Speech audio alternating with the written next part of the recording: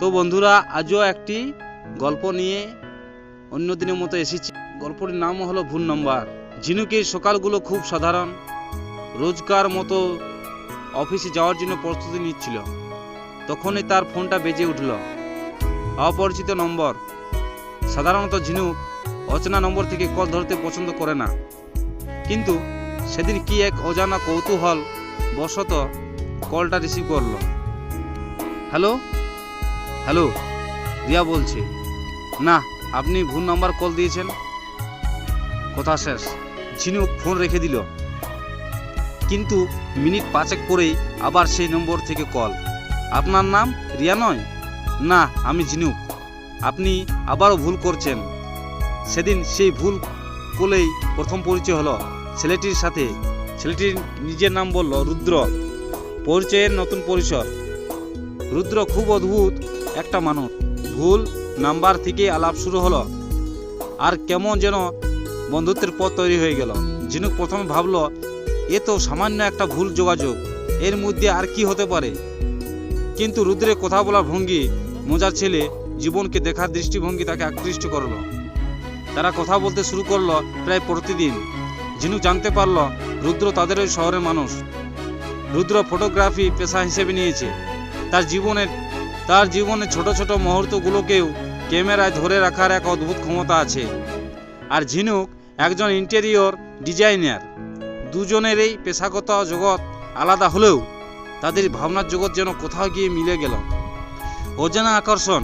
তাদের কথাগুলো যত বেশি গভীর হতে লাগলো, ততই ঝিনুকের মনে হতে থাকলো সেই মানুষটা যেন তাকে অন্য কোনো দুনিয়ায় নিয়ে যাচ্ছে। তবে মজার ব্যাপার হলো তারা দুজনে এক শহর থেকেও একবার দেখা করেনি। রুদ্র বারবার বলতো, ঝিনুক চলো দেখা করি একদিন। ঠিক আছে, কিন্তু এমন না, পরে দেখা হবে। ঝিনুক জানতো না কেন সে দেখা করার ব্যাপারে এত অনিচ্ছুক। হয়তো ভয় পাচ্ছিল ফোনের ব্যাপারে সেই মানুষটা যদি তার প্রত্যাশায় চেয়ে আলাদা হয়, তখন কি হবে। কল্পনার থেকে বাস্তব। একদিন রুদ্র হঠাৎ করেই বলল, ঝিনুক, আমি এই শহরের পুরনো কাঠের ব্রিজটার উপর একটা শ্যুট করতে যাচ্ছি, তুমি কি একটু আসবে? তোমার জন্য একটা চমক আছে। ঝিনুক ভেবেছিল এবার আর না গিয়ে উপায় নেই। সে নিজেকে সজ্জিত করলো, সাদামাটা সালোয়ার কামিজ পরলো আর খুব সাধারণ একটা মেকআপ করলো। ব্রিজের কাছে পৌঁছানোর পর ঝিনুক দেখলো রুদ্র একটা ক্যামেরা নিয়ে দাঁড়িয়ে আছে। তার মুখটা দেখে মনে হয় এটা সেই মানুষ যার সাথে কোথায় কোথায় তার দিন শুরু হয় এবং রাত শেষ হয়। রুদ্র ঝিনুককে দেখে হাসলো। তুমি কল্পনার থেকেও সুন্দর, ঝিনুক। আর তুমি? রুদ্র মুচকি হেসে বলল, আমি তো এক সাদামাটা গল্প বলা মানুষ। সেদিন তাদের প্রথম দেখা হলেও যেন বহু বছরের চেনা জানা। ঝিনুক বুঝতে পারল ফোনে শোনা রুদ্রের কণ্ঠস্বর আর তার চোখের গভীরতায় কোনো পার্থক্য নেই। তারা শহরে অনেক জায়গায় ঘুরলো, একসাথে কফি গেল, হাসলো, মজার কথা বলল। সেদিনের পর থেকে তাদের সম্পর্কে আরও মজবুত হলো। রুদ্রের ক্যামেরার লেন্সে বন্দী হলো ঝিনুকের হাসি, ঝিনুকের চোখের গভীরতা। আর ঝিনুক রুদ্রের জীবনে নিয়ে এলো নতুন রং, নতুন স্বপ্ন, জীবন বদলে যাওয়া। ভুল নাম্বার থেকে শুরু হওয়া সেই পরিচয় আজ তাদের জীবনের অন্যতম গল্প।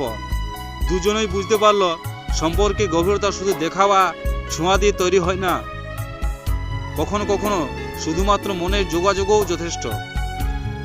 একটি ভুল কল যা হতে পারত এক মুহূর্তে ঘটনা, সেই দিন সেটাই হয়ে গেল দুটি জীবনের মোড় ঘোরানো অধ্যায়।